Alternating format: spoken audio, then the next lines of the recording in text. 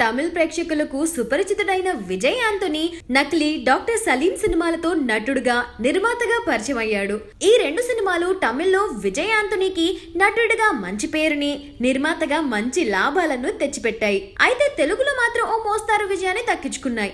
Vijay Anthony నటిస్తూ నిర్మించిన Pichaikkaran cinema మాత్రం తమిళ్లో సూపర్ డూపర్ హిట్ అయింది. ఈ పిచ్చైకారన్ ను బిచ్చగాడు పేరుతో తెలుగులో రిలీజ్ అయి సెన్సేషన్ హిట్ అయింది. నిజం చెప్పాలంటే మాతృక తమిళ్ కంటే తెలుగులోనే బిచ్చగాడు పెద్ద హిట్ అయింది. దీంతో విజయ్ యాంటోనీ తెలుగు సినిమా మార్కెట్ పై కూడా దృష్టి పెట్టాడు.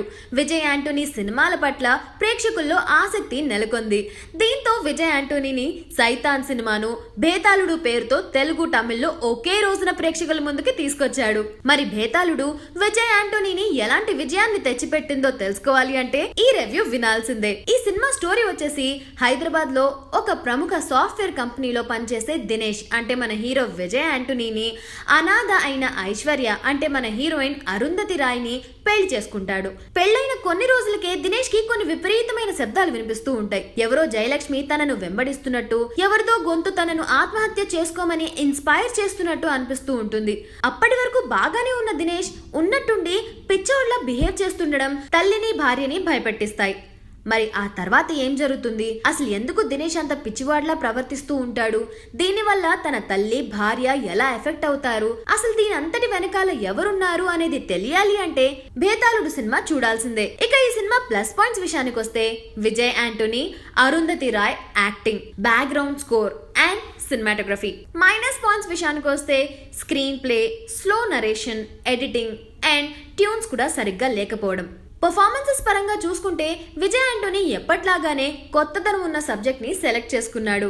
ఆ స్టోరీకి తగిన విధంగా 3 వేరియేషన్స్ లో చక్కగా యాక్ట్ చేశాడు. సాఫ్ట్వేర్ ప్రొఫెషనల్ దినేష్ క్యారెక్టర్ లో నార్మల్ క్యారెక్టర్, మానసిక ప్రవర్తన బాగాలేని వ్యక్తిగా చక్కగా యాక్ట్ చేశాడు. అలాగే శర్మ అనే వ్యక్తి పాత్రలో కూడా విజయ్ నటన మెప్పిస్తుంది.